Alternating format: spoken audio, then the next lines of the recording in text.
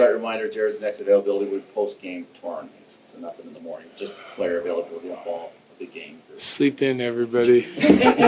Yes, you're welcome. Because I know you will. Go ahead. Well, I just asked all these guys in here. You had 18 skaters play at least 19 minutes on the penalty kill last year.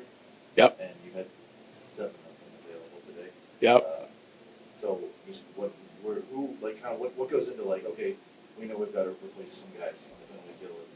I'm sure that starts in like, April and May. Yeah, it does. Like when you're looking at guys to bring in, what guys that make our team. Like I said, we have to evaluate the decisions we make on who is staying by what roles everyone's going to do. 5-on-5, special teams, the whole deal, right? So, like, it starts getting to be like, well, here's this guy's strength, here where he might be able to help us, here's this guy's strength, and we could really use him in this spot, So, but it's no different than the 5-on-5 play. Like I wouldn't say it's weighted. It's like we evaluate our structural play, we teach it, we hope the guys improve on it, and then when there's less thinking, like especially for the new guys, then can they go out and execute and play the way we want to play.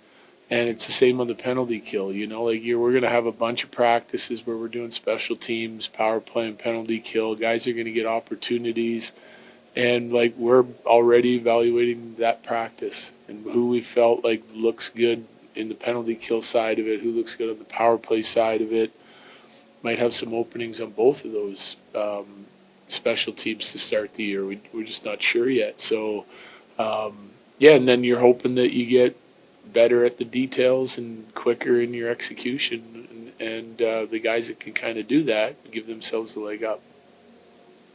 You talked about how the NHL is a development league, but I was wondering if you could talk about some of the inevitable learning that does happen in the NHL. Just in looking at Jonathan Drouin becoming more responsible with his team, there's inevitably some teaching that does happen in this environment. Yeah. Could you speak to that a little bit? Yeah, I think like it's not a development league in the sense that you're not, because of the pressure to win and the results that you're trying to get. It's a results driven league, so you're teams, you're going to try to put yourself in the best spot to win as many games as you can, because it's hard even just to make the playoffs and finish in the top 16, and never mind go beyond that.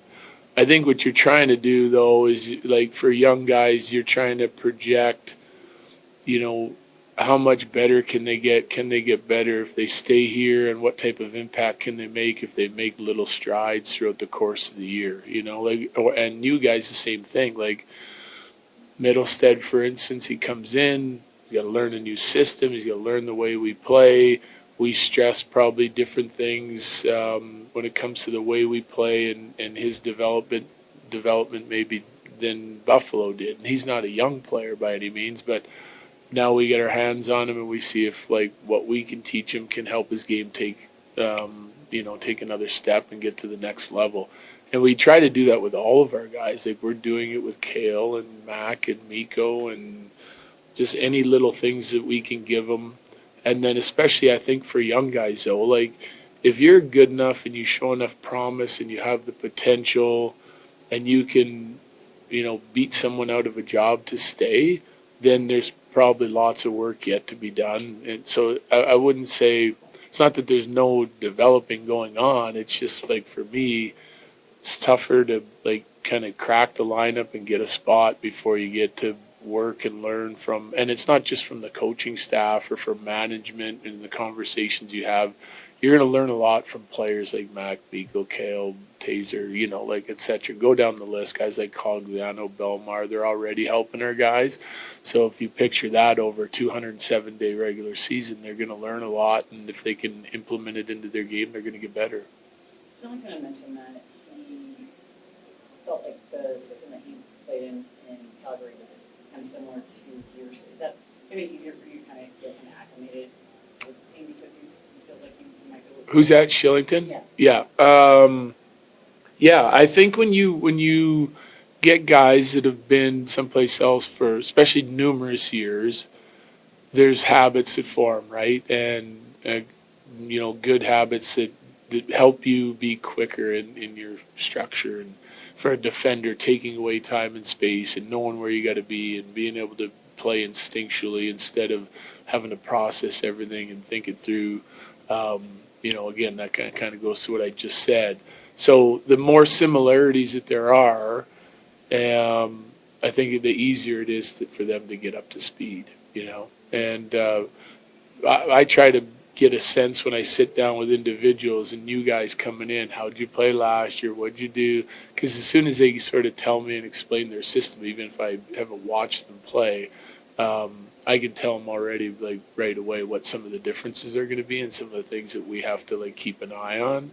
And then over time, and to me, that's a little bit about what exhibition's about for veteran guys and camp 5-on-5 drills. Because if I know, they played a man-on-man D-zone face-off coverage and we're not, then I know what his instincts are going to be, and I can watch him through even practices and keep reminding them. And as they sort of get that information, they start, changing the way they do things for the better, like to fit our system. He came over injured last year, but you still got to have Kovalenko around for 3 or Yeah. 4 weeks or so. How much do you think that's contributed in maybe getting off to a good start this week? Yeah, I think it helps because one, it's not just on my side of it, like the structural play side of it. He comes in, and it's difficult. It's why I like getting some young guys in the lineup early in the season if they can make our team with Val, Lecky, Landy out. It's just you've got a lot of runway in the season to go. You come in at the very end of the year in the playoffs, and every mistake is magnified 10 times, and so the leash can get short at those times of the year, and you already have players established that have been doing things for you the whole year, and you trust them, and so you're going to use them more than other players. So there's more opportunity early in the year. But he did come in and show some promise at the end of last year, and then he gets to get around, our strength and conditioning. They have conversations with him. They might be able to test him, so they get data on him to see where he is now compared to like when he came in last year. Give him some, they figure out what his areas of strength and weakness are, and they can go to work on him over the summer and get a detailed plan for his off-ice and on-ice training. And then the more you get to know just everyone that's like sort of on that side right now, it's more than just players and coaches. The more comfortable you're going to be. You've been in Denver, it's easier to get around. Like whatever you can do to sort of put your mind at ease away from the rink to sort of focus on what you have to do at the rink, it's going to help you. What do you think of Parker Kelly? What's that? What do you think of Parker Kelly? He's been pretty good. Trying him at center. I can tell he's still thinking it through and processing it probably more, so we probably haven't seen the pace out of his game that I like. He's a detailed guy. He was really good today on the penalty kill, which I know he did that there, and it's a strength of his game, or should be a strength of his game. And that'll be a new system too, so I want to give him some time at center. I think it's an easy transition for him just to like bump back to the wing and sort of pick up the pace and go full speed. But we're going to use him a little bit of both, like throughout the course of camp and training camp. So I think he's still got another step to take, but I like from talking to him, he's asking all the right questions. He's playing the right way. The pace of his game, I think he's just going to have to come up a little bit. When it comes to the roster competitions, do you feel like you have a good grasp on the way it's going to shake out after a 4-day camp, or do preseason games No, go a lot of weight? Yeah, I try not to make those decisions. Like you asked me again, like, so Covey's been good now for a couple days, and then someone will take a dip and the next guy has a good couple days, and so it's got to be like a culmination of their work over a course of time. Right? I try not to jump to. Someone might come out the first day and have just a horrible day. I'm not sitting there saying, well, that guy can't play. I like to be patient. I like to wait it out, gather as much information as we can.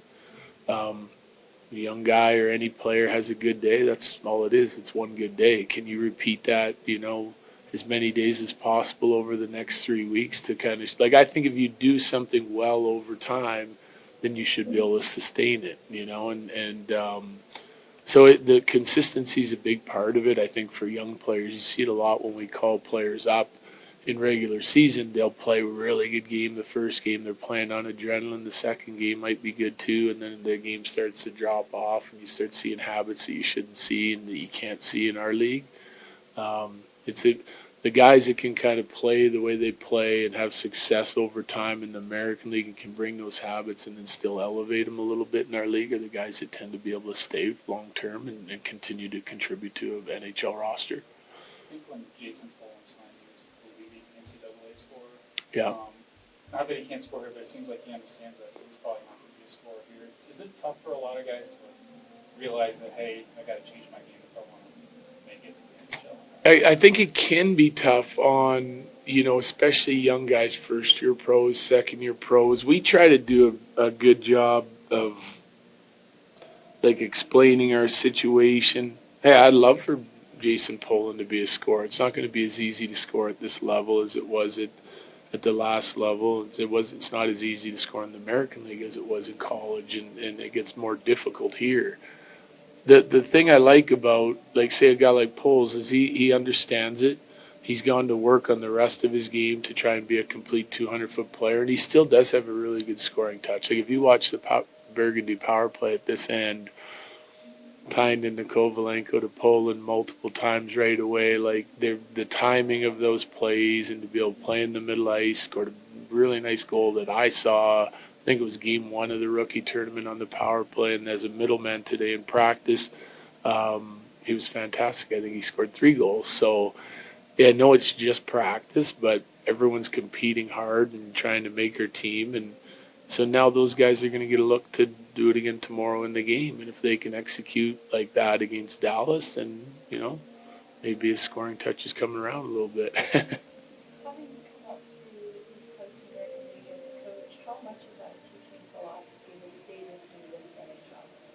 Yeah, a lot. The one restriction that you have, because you hit the nail on the head before. Like, you still got to teach and coach and develop players. Like, you're trying to make every single player, the best that they can possibly be to help your team win within the structure of your game. And you want to be mindful too of, like, how do they see themselves as a player? Well, a guy like Poland, that's what he used to do. He used to score. He wants to score. So how can we help him score more while we're still paying attention to all the other stuff that he needs to improve on to play for our team, right? So when they feel like you're invested in their future, whether it ends up being here or someplace else, they're still a better player when they leave than when they came, and it just gives them opportunities to be able to go. Like J-Mac went on to play for San Jose. He played a little bit for us, but more for San Jose. I think they appreciate that, The restriction you have here is time. That's what it is. There's more pressure. You're spending more time on the details of your, like for me, 5-on-5 play and some other aspects of our game, and you're playing every second night. So by the time you get done with your one opponent, you break it down and you teach a little bit. You already got to move on to get ready for your next one. Whereas even in the American League and East Coast League, when I was there, it was more of a weekend league. So you had all week to kind of sit down with guys. Now you gotta just check in on guys and do a little bit of teaching along the way with the one-on-ones. But one way to get around that too is, oftentimes when we are going to teach, pick any player, Miles Wood, something, we'll grab some other wingers in with him too, or maybe his line. And then you're not just teaching one guy, you're kind of teaching in some small groups, but it's easier for them to open up and get a little back and forth going in the conversation. How much time are you looking for 2 goalies during the preseason? It's a good question. Probably get them into 3 games each, but not 3 full games. Yeah.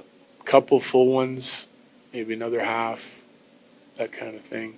Maybe, 2.5 each would be ideal. Last one? You,